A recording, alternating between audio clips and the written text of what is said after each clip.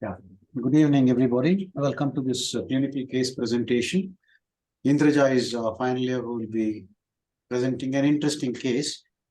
Very straightforward, but nevertheless, it gives you a classic window into how you would investigate a patient presenting with these complaints. Over to you, Indraja. Yes, thank you, sir. Good evening to everyone. Today, I'm going to present a case of a 71-year-old gentleman resident of Bangalore came with complaints of yellowish discoloration of the skin since 2 months and loss of appetite since 2 months. Patient was apparently all right 2 months ago. Then he developed yellowish discoloration of the skin, which was insidious in onset, noticed by the attendants, which was gradually deepened and associated with itching all over the body. And patient also gave the history of loss of appetite with loss of weight, around 5 to 6 kgs in 3 months, and increased frequency of belching after taking food. And patients also gave a history of altered bowel habits of alternative loose stools and normal stools, and the stools were pale in color, and he has high colored urine with normal frequency. And no history of fever with chills, rashes over the skin, or no history of abdominal pain, no history of vomiting or hematemesis, no history of bleeding per rectum or melena. Patient is a known diabetic since 11 years, taking oral hypoglycemic agents, and patient had vocal cord polypectomy 1 year ago. Family history is not significant, and patient doesn't have any allergies to medicines or food. Patient is a vegetarian. His appetite was reduced and sleep was normal. His bowel and bladder habits were altered. He's an occasional alcoholic once in a month, and he has stopped smoking 5 years ago. Summarizing the history, a 71-year-old gentleman came with complaining of yellowish discoloration of the skin 2 months, which was gradually deepened and associated with itching all over the body, with loss of weight and loss of appetite. Patient also has history of altered bowel and bladder habits with pale colored stools and high colored urine. Yeah, straight away, you don't call somebody an alcoholic. Don't use that word at all. Okay, sir. There's a definition for somebody being alcoholic. I forget the exact quantity that they're supposed to take, but there is a definition. So you must say occasionally consumes alcohol. Alcohol. Okay, sir. Not an alcoholic. Okay, sir. Okay. Yes, sir. Okay. And did you mention anything about family history in this? Yes, sir. Okay, not significant. You had mentioned that. I had missed that. Yeah. Now, if there anything else you would like to ask in the light of the jaundice and the weight loss that he has had? Indraja, did you quantify the weight loss? She around yes, sir. Yeah. How much? 5 to 6 kilos kgs in 3 months. Yes. Yeah. Sir, I asked. Yes, sir. Go on. Sir, I asked about the rashes, sir, skin rashes, anything he had, because to rule out the viral infections. And I asked about the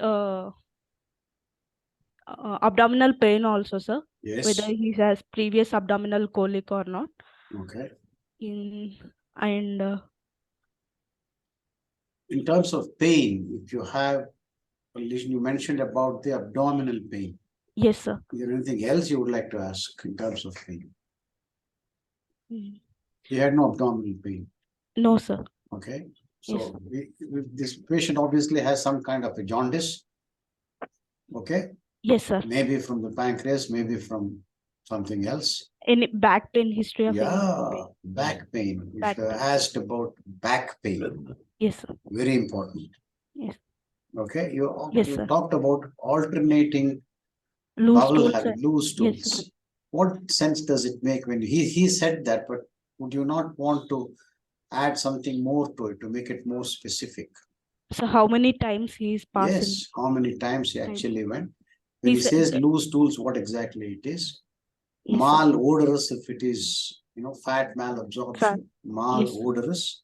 Yes, sir. Bulky stools, you just mentioned pale stools. Was it bulky? Yes, was it bulky? But these are all factors which they may not volunteer. You see, yes, sir. When they give you a history, it gives you some idea of what it is at this stage. You need examination, investigation for a diagnosis.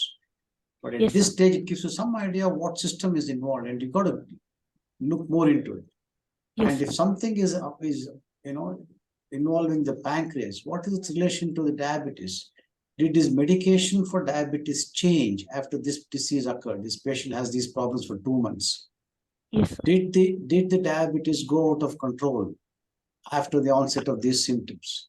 Yes, sir. That is something you must know, because if there is Okay. something that's going on, sepsis or an infiltrative neoplastic disorder of the pancreas, Yes, or sir. whatever, or in fact, including because of inadequate food intake, the diabetes goes out of control. It's not enough if you mention patient is a diabetic. Yes, sir. A smart doctor will say, look, what happened to the diabetes after these symptoms occur? Yes, sir. Okay, these are the Yes, things sir. I would have really inquired about. We actually do it, not even theory. Yes, sir. When he came to the outpatients, I inquired about these things. Yes. Okay, Ravi, Yes, sir. you have anything else to add? No, sir. I think that's about it.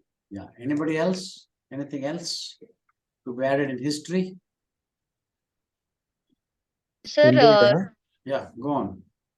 sir, do we need to mention regarding patient is diabetic or hypertensive in the summary, sir? Is it mandatory or we can omit it? I think it's good to mention because whatever you do as a surgeon, these things have an impact on that. So it's good to mention that. Yes, sir. Okay, go ahead. Sir, Abdul sir is asking. Yes, Indraja, Abdul, how will you differentiate between medical jaundice and obstructive jaundice? Sir, Medical means viral hepatitis, like that. sir, obstructive, like a painless jaundice, sir. Like painless, sir. No. Both medical jaundice will also be painless. Pain. Or you might have a very dull aching pain in the right upper quadrant, but generally medical also is painless. Patient is will be anemic, sir. No. Oh. No. Okay. Go on, Abdul, answer that. History of fever first and then the onset of jaundice and prodromal symptoms. Okay. If the patient gives prodromal symptoms of hepatitis, Yes, sir. so that is medical jaundice compared to obstructive jaundice. Okay, sir. All right, go on.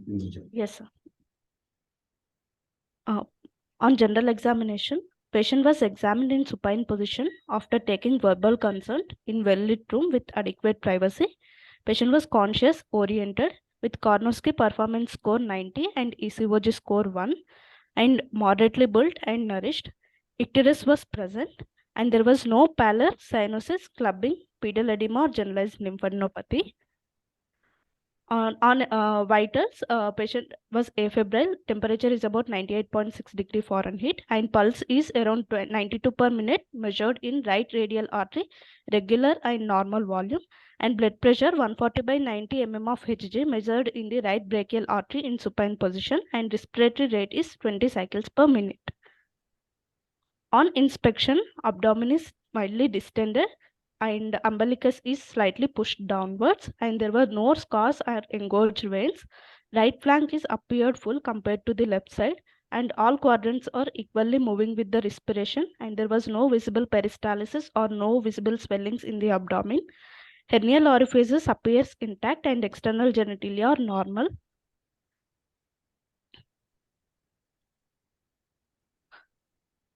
So this almost.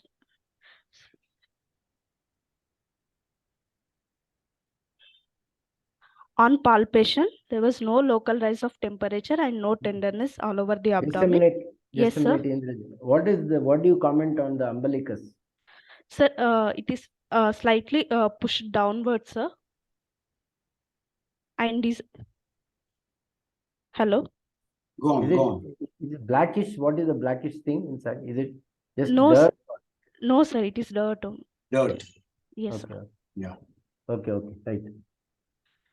And on palpation, there was no local rise of temperature and no tenderness. And abdomen is soft, no palpable mass felt, and no organomegaly. Hernial orifices were intact and external genitalia and meatus normal. Is this local rise of temperature in the whole of the abdomen? Do you describe it like that? Yes. I'm not sure you do that.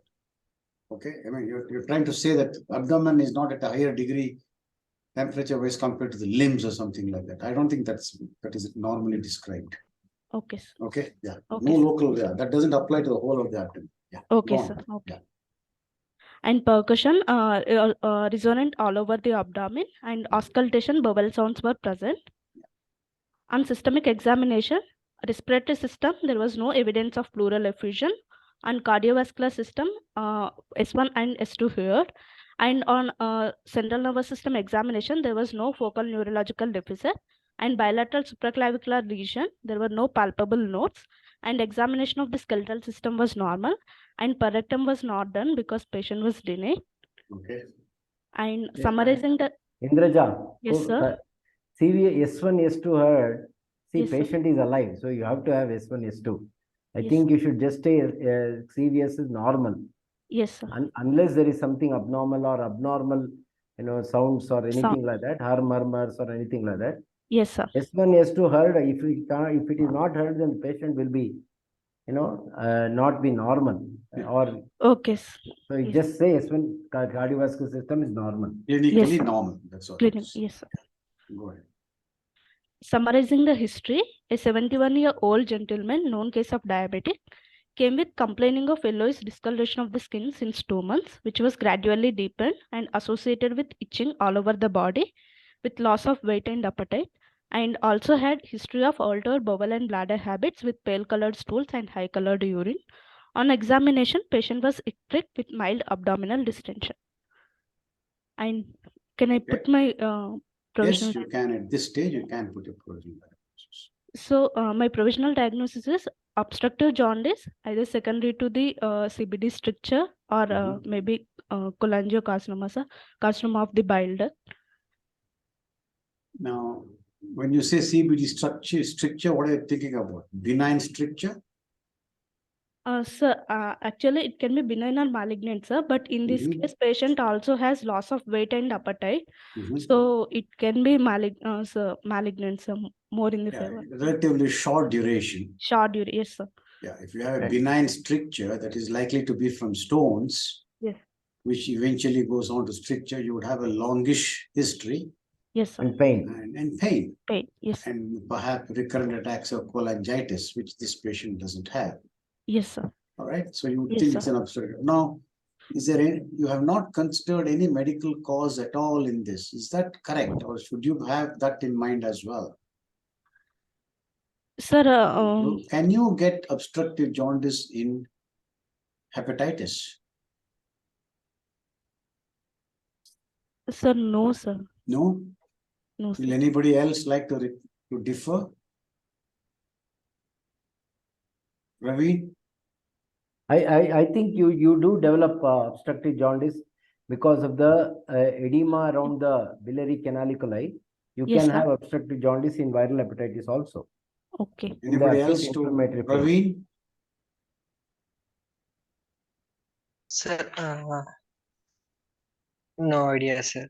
Okay, Nikita? Sir, Not sure, sir. Not sure. Sanya? So just like Ravi Shankar sir said, I agree with him that obstructive jaundice can happen with viral hepatitis also. When does it occur? That is because of the edema, sir. Because of the When edema, does if it there's occur any- in the course of the disease is the question. Any Have you guys- fibrosis, sir? Have you guys not heard of the cholestatic phase of infective hepatitis? Happens about around the 2nd or 3rd week of the disease. All right. Yes, sir. And it is very well described. And you can have all the features of a surgical jaundice in that as well. And so what differentiates that from a surgical jaundice, an obstructive jaundice, due to a surgical disease? It is investigations. Okay, sir. Without it, you can't differentiate sometimes. So when you talk about provisional diagnosis, of course, you must put, if you talk about this, I always say Yes, But sir. you must put the commonest reason first and the less common ones last. So I Okay. agree with you about the CBD stricture being last. And even below that, you would say obstructive phase of infective hepatitis. Okay, we just discussed Yes, that. sir. But Okay. between these two, would you put periampullary carcinoma first or cholangiocarcinoma first? Sir, periampullary carcinoma, sir. Yeah. More than this, is there any other carcinoma that you have not mentioned here? Head of the pancreas, sir. Yes, See, you must put carcinoma the head head of of the pancreas yes, first, first. periampullary next, Yes, sir. and Cholangiocarcinoma. cholangiocarcinoma the third among those. Then a possible benign stricture, and lower down you would put a possible medical cholestatic, cause, yes, sir. cholestatic Cholestatic phase jaundice. of an infective hepatitis. Yes, sir. Okay, that is Yes, the sir. order in which you put a provisional diagnosis. Yes, sir. Stop sharing your screen. Yes, sir. I'll share mine. And now, any other comments, Ravi or Abdul, Sania, anything else you want at this stage? Sir, I just wanted to ask, Yeah. why are we completely ruling out medical jaundice, sir? I We are mean, not ruling out at all. That's why I said, please put it on the list. I said, on the, at this stage, before investigations, you can't be sure. So on balance, elderly gentleman, weight loss, painless jaundice, you would consider a neoplasm, an obstructive jaundice. And last on the list would, because if you have an infective hepatitis, you would have a febrile course, myalgia, fatigue. As I said, it will have lasted for a week or two, and then they go into the cholestatic phase. All right. In this case, there was no fever, no myalgia, painless jaundice, pale stools for 2 months with a weight loss. So you would put a neoplastic cause as first. The three things that I mentioned are the neoplastic causes. It could be benign because you would have lost, perhaps you would have lost weight without eating because of loss of appetite. And finally, the cholestatic phase of hepatitis. That has to be mentioned there. So what investigations would you ask for, Indraja? Sir, first I would like to do a liver function test, sir, along with Okay, and ultrasound abdomen and pelvis. okay. And I would like to do like You will a start complete with some routine blood counts, no? yes, sir. LFT Sir, also is sir, important. complete blood count and renal function What would test. you expect for a complete blood count when you have a complete blood count? What would you expect? What do you want to see in that? Whether hemoglobin is normal or not, because All right. yes, sir. And What platelet else? platelet counts, Okay, whether it is normal or not. Yes, sir. all right. And Total counts also, sir. yes, whether the Yeah. patient is infected or not. Effective or not. Yes. Okay, his Yes, sir. hemoglobin is 12.2. Yes, sir. The total count is normal. Yes, I sir. don't know if the platelet count is in this particular, which is not here, but it is normal. Not Okay, yes, sir. Yes, it sir. was normal. Okay, Yes, what sir. else would you ask for? Sir, liver function test, sir, All right. and renal function test. Even though you didn't ask for it, I'm giving you the renal function test. So it came in like, yeah. His urea, creatinine, electrolytes are normal. Normal. Yes, sir. Then you ask for liver function Liver tests. function test. Okay. Read this now. Sir, alkaline phosphatase is Ah. 568, sir. Okay. It is high. And Okay. total bilirubin is 4.39. Mhm. Direct is 2.15, sir. Okay. And indirect is 2.24. Okay. And I know we're all reading it. So what do you, when I say read it, what do you interpret? That's what I'm asking. We're all sir, reading it. raised total bilirubin, direct and indirect, sir, Okay. along with alkaline phosphatase and gamma glutamyl transferase. Okay. And alanine And a transferase, very sir. mild increase in the enzymes, liver enzymes. Okay. Yes, sir. Yes, sir. SGOT, SGPT suggests what? Yes, sir. Suggests what? Sir, liver cell damage. Hepatitis. Ah, come on, man. What are you saying, Indraja? Very, high bilirubin, high alkaline phosphatase, high gamma GT, mild Yes. increase in SGOT, SGPT. Does it denote liver cell damage? No, sir. Like obstructive jaundice, sir. Obstructive. Yes. Why did it even occur to you? If you did this in the exam, you would be in deep trouble. Yes. All right, this is Yes. an obstructive Obstructive jaundice. jaundice, Now, yes. what else would you do next? Coagulation profile, sir. Okay, there you are. Prothrombin time, INR is less than Normal. 1, it said. Yeah, Yes, normal. sir. Okay, And ultrasound abdomen and pelvis, sir. ultrasound abdomen. This was done by others. I don't do this. Iron binding capacity were normal. This patient came to me with these reports. Okay, they also did Yes, sir. serum lipids, Lipid. which was quite off the mark, but I do not think it has a direct bearing on the disease itself. Okay, and they also Yes, sir. had B12 and vitamin D, some abnormality, vitamin D deficiency. Again, I would normally not have asked for these, but then he came with these results and I put it up for you. And this is the ultrasound examination. Just read the impression. So, grossly dilated CBD with intrahepatic biliary radical dilatation and irregular soft tissue lesion in the distal CBD, query Okay. organized sludge or neoplasm. Okay. So they themselves, or say get an MRI done. Yes, sir. Would you do an MRI routinely for these patients, or would you consider something else? So, we can do endoscopic ultrasound also, sir. You Like need an endoscopic ultrasound when there is no doubt in the abdominal ultrasound that there's a block in the CBD. Sanya? Sir, I would prefer a CCT abdomen pelvis after this, sir. Why would you prefer that to an MRI?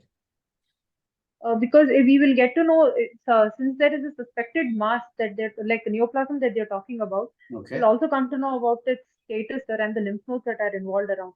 We'll come to know if it is an operable or non-operable. Have you read about the sensitivity and specificity of MRI versus CT for this lesion?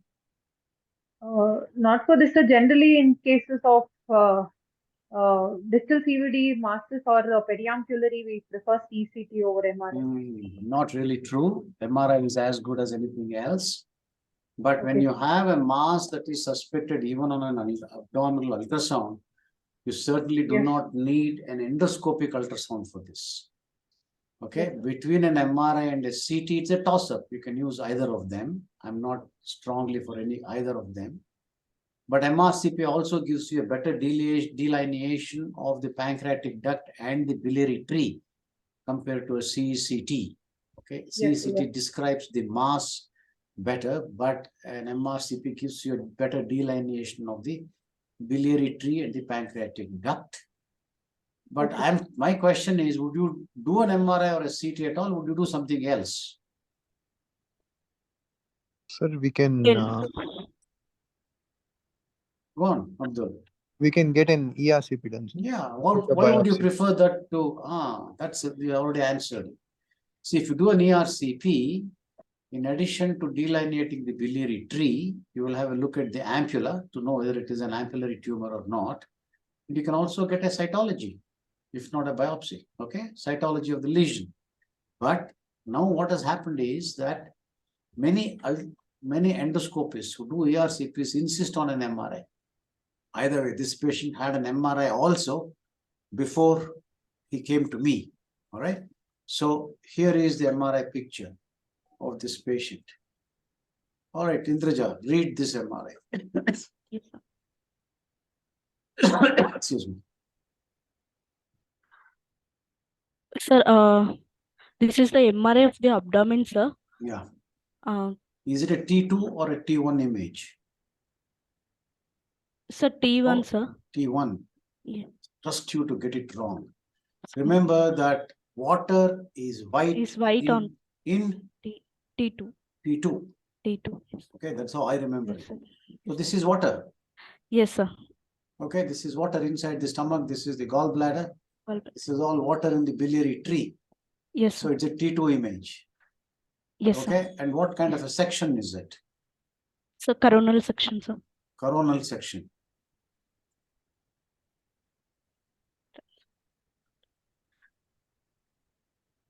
Yanapa, anybody else wants to differ?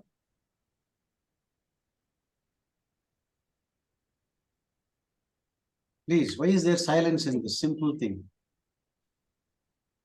Is a transverse section, right? Section of Transverse. Vertical section can be sagittal or coronal. Coronal. Vertical section, but this is a transverse section.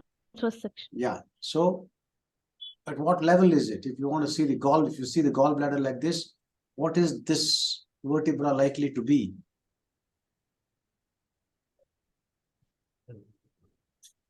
T12, L1. Yes, sir. These are all very fundamental things which you must know.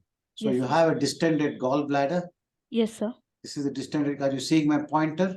Yes, sir. Distended gallbladder, distended bile duct, Bile duct. distended intrahepatic radicals. All these are distended intrahepatic radicals. But you do not see any other mass here. Okay, this is the pancreas going here, but you don't see any other masses here.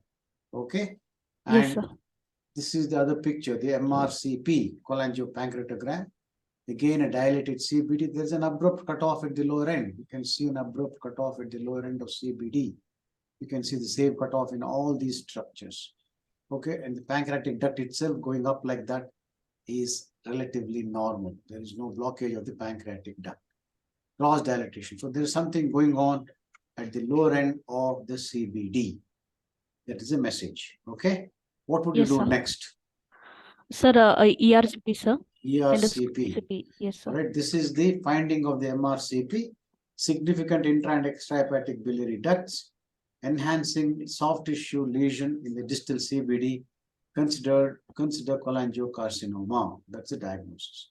Yes. Then you get an ARCP. What do you do in an ARCP? What do you see here? Sir, this is the endoscope, sir. Yeah. And there is a structure in the distal CBD, sir. Okay. Oh. Is the ampulla itself normal or abnormal? Sir, ampulla is normal. Okay. So you have the ampulla here, which is pretty normal. Yes, There sir. is some bit of bile duct that is seen here, which is probably the pancreatic part of it. And up here, retroduodenal portion, there is no dye filling it. And beyond that, there is a gross dilatation. Yes, Okay, sir. better seen in the post stent. This is a stent that they have put in. Yes, So sir. you can say this is the abrupt cutoff. Up here is a lesion. Okay, retroduodenal portion. Down here will be the pancreatic portion of the CBD. And Yes, you can see that itself looks pretty normal. So it's unlikely to be ahead of the pancreas. It's unlikely to be a not a periampullary lesion. So it's a CBD stricture. So what do you do next after this? Sir, we'll take the biopsy, sir. You take a biopsy or what else do you do? Cytology. You take brushings. Yes, sir. Yes, Okay, sir. the report was a tight stricturing of mid and lower CBD, 4 centimeters in length. And a cholangitis. The patient had a bit of pussy bile coming out, even though he had no fever and no signs of toxicity. So they had taken brushed cytology from the stricture. Okay. Yes, sir. And the cytology showed this features of adenocarcinoma, which is consistent with cholangiocarcinoma. Yes, sir. Okay. So Yes, when sir. you have something like this, you go back to the MRCP pictures and look at possibility of lymph nodes in the area, and there weren't any described in the MRC and in the Yes, MRI and the MRCP. What would Yes, you do sir. next in this patient? Sir, CCT of the abdomen, sir, to look whether any other organs involved or look for the lymph nodes, sir. You don't think the MRI will give you that information? It will. Okay. Yes. So Yes, sir. I wouldn't bother doing a CECT Yes. after I've got an MRI. Yes. Okay. Ravi, any comments on that? No, sir. I think you're right. Basically, it's Okay. all the investigations you need are there. Yeah. Now, I personally Yes, would sir. have recommended the next course of treatment for this patient. But at this stage, once I had actually recommended the next course of treatment, we'll discuss about what that should be later. The patient went shopping, as it were. Yes. Okay. This was all, Yes, if you remember, was in the beginning of March. Yes, And sir. so in that process of shopping, they got this Yes. done. What is this? It tells you what it is and what does it show. Sir, PET CT, sir. Yeah. PET CT, sir. This is a It PET is showing, CT. Yeah. yes, sir, increased uptake in the Yeah. This is the biliary. only thing. This is the bladder that you can discount, Yes, sir. but this is in the area. Yes. Okay, this, now what section is this? Sir, this is sagittal. Ayyo, Sorry, sir. every I'm time. confused. Why are you confused on such that this is coronal? Sorry, sir. This is see, vertical sections can be sagittal or Yes. coronal. Yes. Okay, sagittal sinus of the head, can you remember? Yes, sir. Yes. Which way is it? It is cutting from the front. Yes. So you can't get confused. So if somebody Sorry, is sir. cut you from the front like this, superior sagittal sinus, you call it, right? So that is the Yes. section. Whatever is perpendicular to the sagittal section, Is coronal. vertical section is a Sir. coronal section. Yes. And this is a transverse Transverse section. section. Yeah. As a third year, even as a first Sir. year, you cannot afford to get confused about these things. Sir. Okay. Yeah. Yes. Don't say sorry, just learn. This whole Yes, thing sir. is a learning exercise. But please get these things very clearly. And also remember that when you should not get confused about the right and left, because the interpretation is always as if you are sitting or standing and looking from the foot end of the patient. Yes, So sir. what is, you can't get confused about the right and left. So Yes. this is right for you. Can you see my pointer?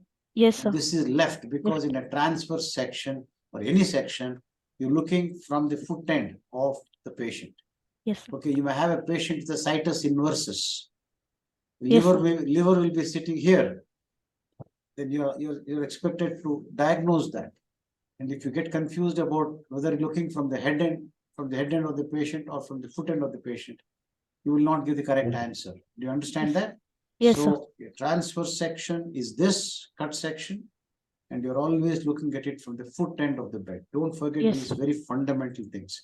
Yes, So sir. anyway, the PET CT, which I would not have honestly got, but the patient had in his trips with others, ended up with just a metabolically active lesion at the lower end of the CBD area with no other activity elsewhere. So it was a localized disease. So when this happens, and then they went on for a month and came back. Okay. Yes, sir. What do you think we should do now? Have a diagnosis of an adenocarcinoma, the lower end of the CBD. What would be the course of action?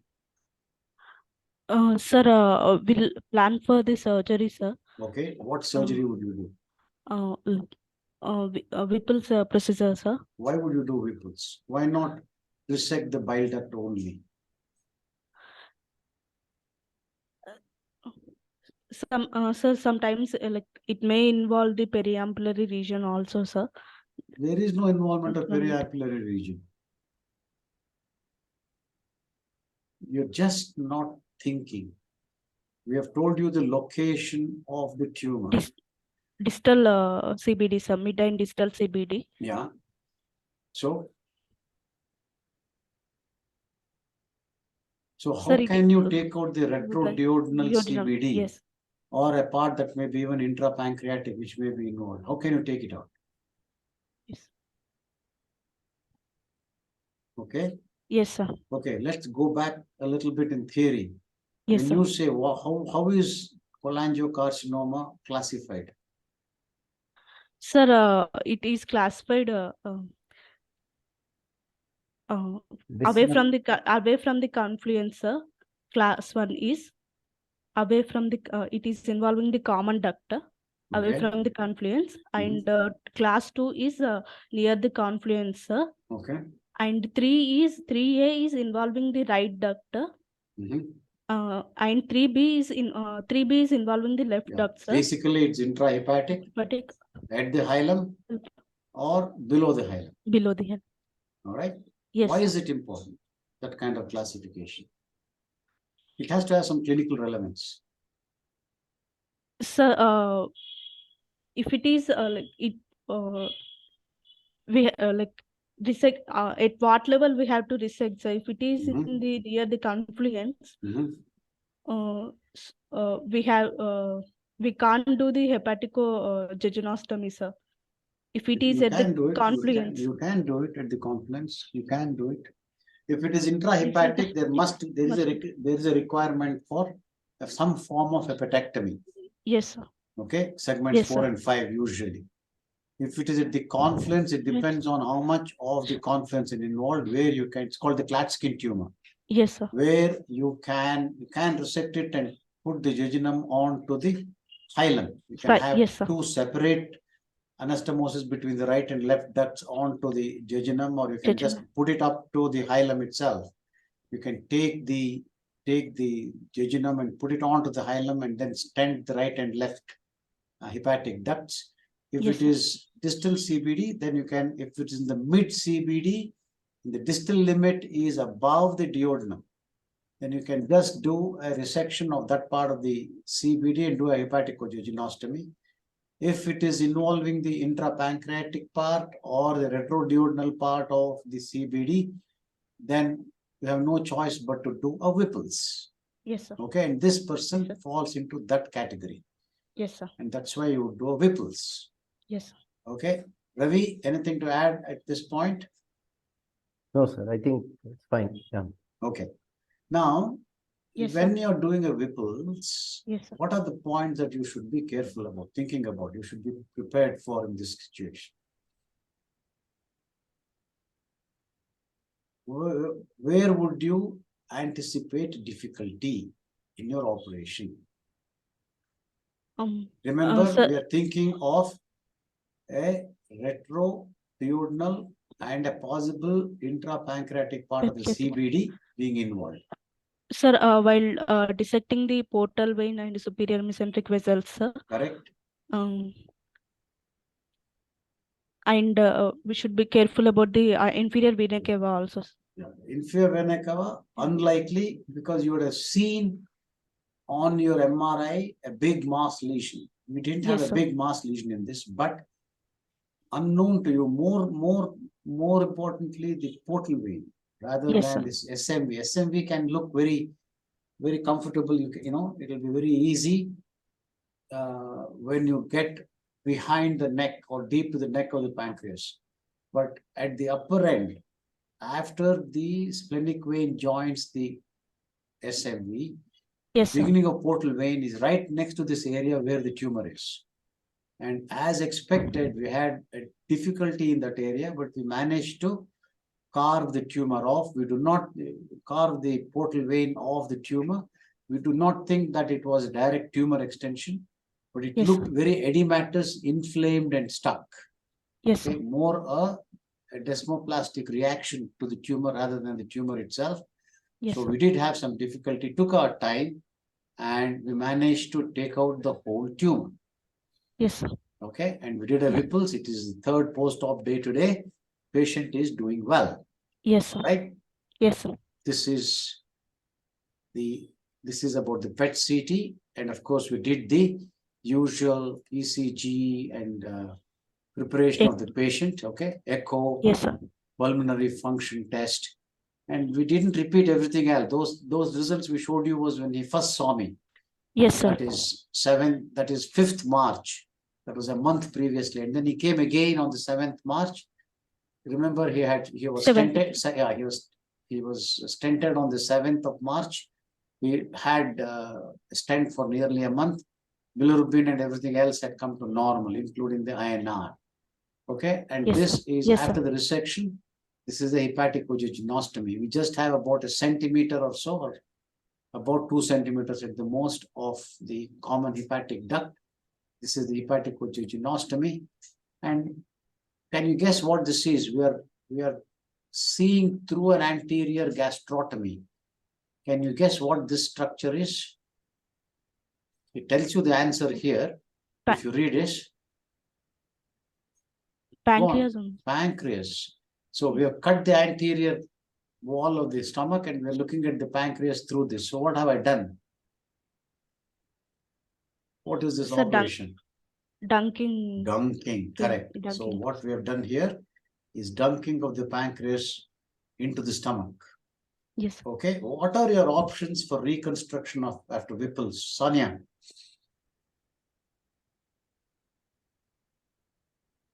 It's the reconstruction of pancreas, sir.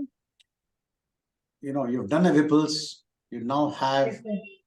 a cut stomach, a cut CBD, and a Yes. cut pancreas, So and a for the cut CVD, jejunum. yes, sir. One is hepaticojejunostomy can be done. Okay, Another one is pancreaticojejunostomy can also be done, sir. right. And otherwise, the dunking of pancreas that has been done. Pancreaticogastrostomy can be Yes, done. sir. Yes, It sir. can be either by dunking or a formal anastomosis without dunking. Yes, Dunking sir. essentially And means that you don't bother with a mucosa to mucosa anastomosis Yes, between the pancreatic Yes. duct and the stomach, Yes, sir. but shove and a about gastro- 1 or 2 centimeters of the pancreas into the posterior, through the posterior wall of the stomach, into the stomach. Yes, sir. Okay? Yes, All right. So yes, sir. you can do a pancreaticogastrostomy or a Jejunostomy. pancreaticojejunostomy. Okay? Yes. What else do you do? And a Reconstruction. gastrojejunostomy also You need to can do be a done. gastrojejunostomy. Yes. And would you necessarily have to do a Roux-en-Y configuration, or can you do it straight? No, sir, we can do it straight. We can do it straight. So in this patient, if I have done this, I've made an anterior gastrotomy, Yes. and I have looked at the pancreas through this, what kind of a gastrojejunostomy have I done? And it is anticolic anterior gastrojejunostomy. Okay. The same cut that I made to look at and secure the pancreaticogastric anastomosis, that cut I had made in the anterior wall, I used it as the opening for my anterior gastrojejunostomy. Now, when you're doing that anterior gastrojejunostomy, you would first do the hepaticojejunostomy. Between that and the gastrojejunostomy, what should be the length of jejunum? Gap.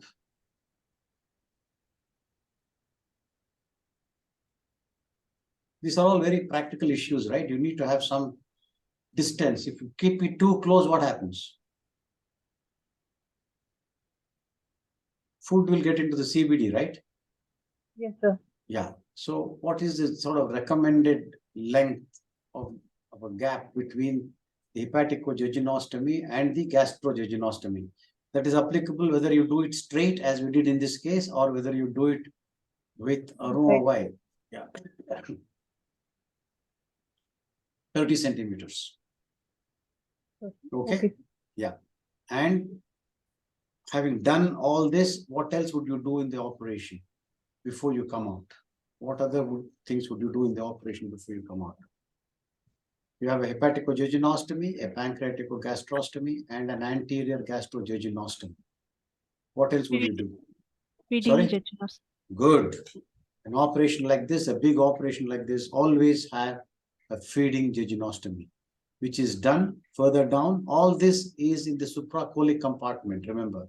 So Yes. the FJ, feeding jejunostomy, is done in the infracolic compartment. Okay, it can be 10-15 centimeters away from the gastrojejunostomy, and of course, remember the tube is placed another foot, another 20 centimeters into the jejunum, and we start feeding the person. We start feeding them the very next day, and they do pretty well with that. Okay, so this is the approach. Now, before we close, we need to discuss 2 or 3 things. Sir, Go one on. question. Go on. Sir, why you choose anterior gastrostomy, sir, instead of pancreatic jejunostomy? Is there any reason, or? Both. This is a surgeon's choice. Yes, sir. Okay. Yes. The Achilles heel, the biggest problem with Whipple surgery is the leakage from the pancreatic anastomosis. Yes, sir. If you look at the anastomotic leak is the problem of all these operations. The anastomosis, which is most at risk, is the pancreatic anastomosis. Yes, sir. Next is the hepaticojejunostomy. The Yes. last to Please, have a leak is the gastrojejunostomy. Yes, sir. Okay. And there are any number of studies comparing pancreaticojejunostomy versus pancreaticogastrostomy. There are different ways of doing it. Stent with stent, without stent. Yes, sir. Mucosa to mucosa anastomosis, but just dunking. So you can see that various options are available, and among all of them, it is now considered that the dunking process perhaps is better than the mucosa to mucosa anastomosis. Even Yes, though sir. there are great proponents who have very good results with the mucosa to mucosa anastomosis. I never questioned that. All right. But Yes, sir. my own view is that unless you have a largish pancreatic duct, which you Yes, sir. don't have in many cases. Particularly this patient had a very small duct. I had difficulty finding the duct after I Yes. transected the pancreas. In these situations, a mucosa to mucosa anastomosis, that is the anastomosis or a proper suturing between the mucosa of the pancreatic duct and the mucosa of the jejunum or the stomach. It's very difficult. So Yes. I generally prefer dunking, and it is easier to dunk the pancreas into the stomach than into the jejunum. Yes, sir. Because of that, I have standardized my reconstruction post Whipple's as a pancreaticogastrostomy through dunking. Yes, sir. But all other things are also equally acceptable, and the data is varied, and there is no clear proof for superiority of one anastomosis over another. Okay, Ravi, Yes, sir. your comments. Yes, sir. Yeah, agreed. I think there isn't, I think it is a surgeon's choice. There are people who swear by pancreaticogastrostomy and people who swear by pancreaticojejunostomy. I think it is definitely a surgeon's choice. There is no superiority. Okay, so the other thing that we have to discuss here is what is the role for radiotherapy and chemotherapy in this disease? Should we have it pre-op or post-op, that is neoadjuvant or adjuvant setting? And in the first instance, how well does this work in this disease? And if you are considering adjuvant chemo or radio, what situation would you consider it in? Okay, so have you read anything about this recently? Sania, Abdul, it's for you guys.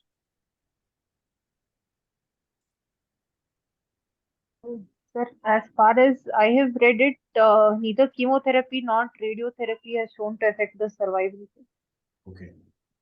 So All right. not routinely being given, Yeah. either adjuvant or neoadjuvant. Neither of them is really known to affect a lot because the primary treatment is surgical. And if you can't take out the disease completely surgically, prognosis is very poor. A 5-year survival for this disease, even when a good resection is done, is about 30%. So this is a bad disease, undoubtedly. Okay, but you have no choice but to do this, because if you just stent them and not operate at all, survival is even less.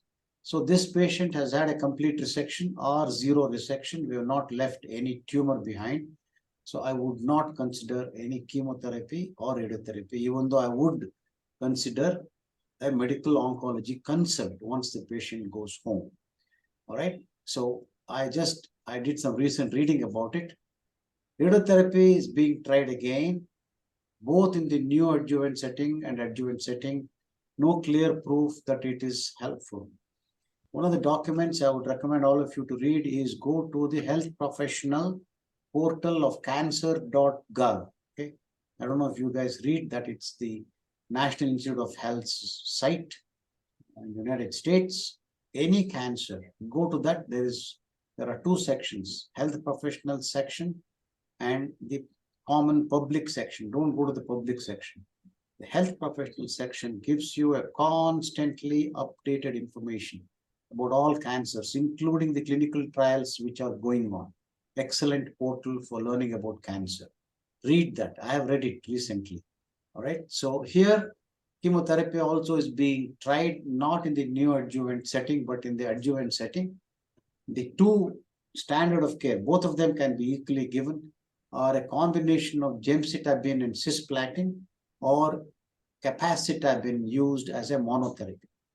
These are being tried, but no real evidence, no clear evidence that these things are helpful. So that is about it. Okay. Yes. Yeah. Sir, questions, comments? sir, Yeah. the chemotherapy, they have given for the all patients who have undergone surgery, or depending upon the histopathology reports or grade of the tumor? Not just the grade or the incomplete resection. Yes, sir. Yeah. Okay. Incomplete resection. Suppose you find that you cannot take it out completely. Yes, sir. For whatever reason. Particularly it happens in clad skin sometimes. Yes, sir. Even though they do include hepatic resection, sometimes you may not have the kind of complete resection that you need, or zero resection. Yes. I didn't go into details of it. In this case, we could macroscopically see clearly the normal CBD where we are anastomosed it. Okay, in clad skin, and we have a very clear 1 centimeter clearance from the upper end of the tumor in this, because it was the middle and lower CBD that was involved. But in clad skin, you only have to have 1 millimeter gap, that's all. Because you cannot afford to have a big gap there, because it is at the neck, you see, it's at the hilum. Yes, sir. So what you have to do is get frozen sections, cut a little bit, get a frozen section, and at that point where the frozen section shows no tumor, you go and anastomose the jejunum. Yes. Okay, that's what Yes. you do. Yeah. So in this patient, as I said, I think I have achieved an R0 resection, and we'll wait for the histology. It has not come back yet. In case, in spite of my, confidence that I've given a good clearance, if I find that the cut end of my CBD shows a bit of tumor, I would consider chemotherapy. Yeah, but that's unlikely to happen. Okay, any other questions, comments? All right, if there are no other comments, I'll close the meeting. All right, Ravi, can we close the meeting? Yes, sir. All right, okay, good night, everybody. Good night.